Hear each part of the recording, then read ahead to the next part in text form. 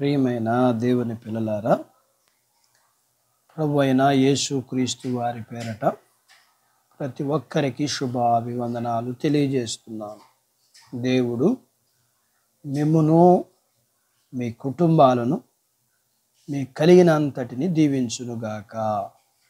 ఈ ఉదయకాలం దేవుని వాక్యాన్ని చదువుకుందాము.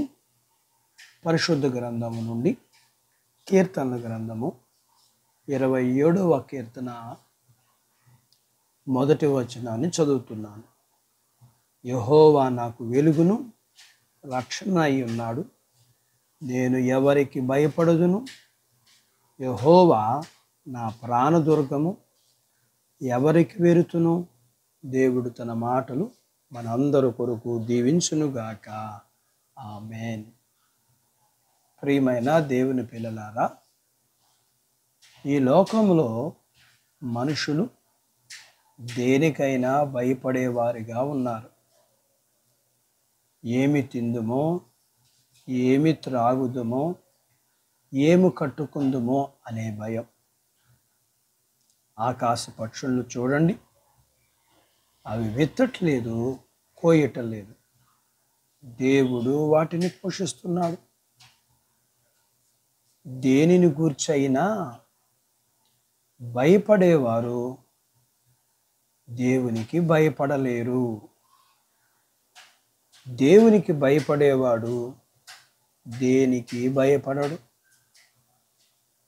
ప్రభువారు అంటున్నారు, శరీరాన్ని చంపేవానికి భయపడొద్దు, శరీరాన్ని ఆత్మను చంపేవాడికి మిక్కిలి భయపడండి అంటున్నాడు.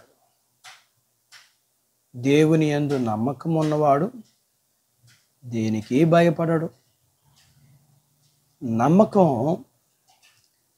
దేవుని మీద నమ్మకం మనిషిని కొండ వలె, సింహం వలె చేస్తుంది. భయం మనిషిని పిల్లిలాగా, నీళ్లులాగా చేస్తుంది. ఒకసారి ఇశ్రాయేలుల మీదకి యుద్ధానికి ఫిలిష్తీయులు వచ్చారు.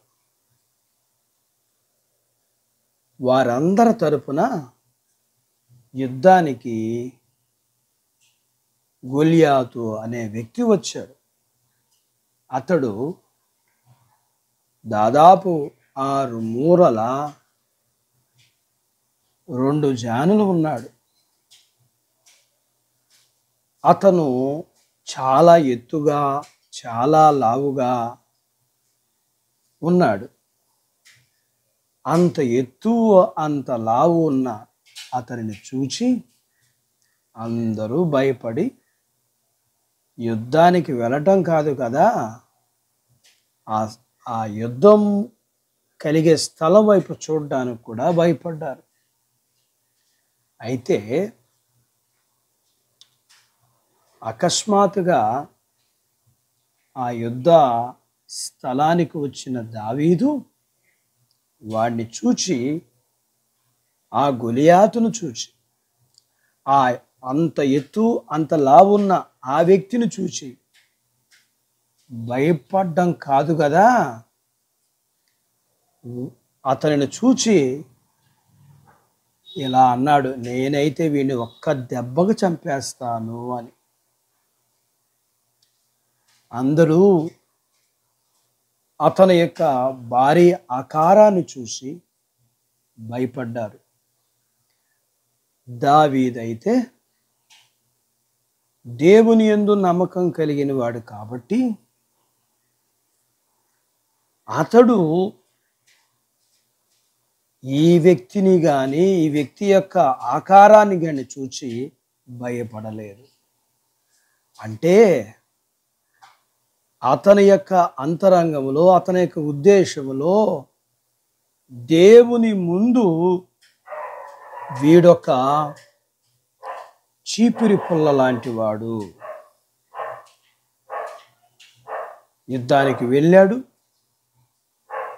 చాలా సునాయాసంగా గులక రాయితో వాడిని చంపేశాడు. వాక్యం వింటున్న ప్రియమైన దేవుని బిడ్డ, నీవు దేనికి భయపడుతున్నావు?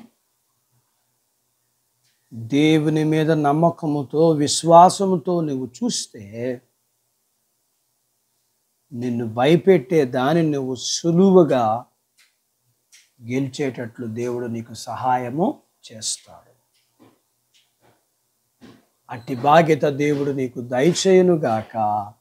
ఆమేన్.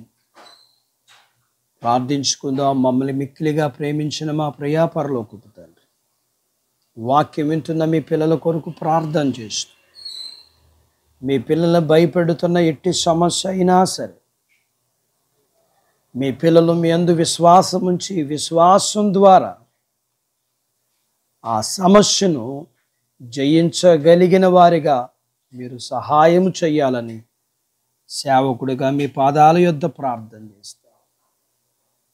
మీ పిల్లలను, మీ పిల్లలకు కలిగిన కుటుంబీకులందరినీ, మీ పిల్లలకు కలిగి ఉన్న జీవనాధిపతులంతటినీ, మీ పిల్లలకు కలిగి ఉన్న సమస్యలన్నిటిలో మీరు జయాన్ని అనుగ్రహించమని యేసు ప్రభువారి నామములో స్తుతించి ప్రార్థించి వేడుకుంటున్నాను తండ్రి.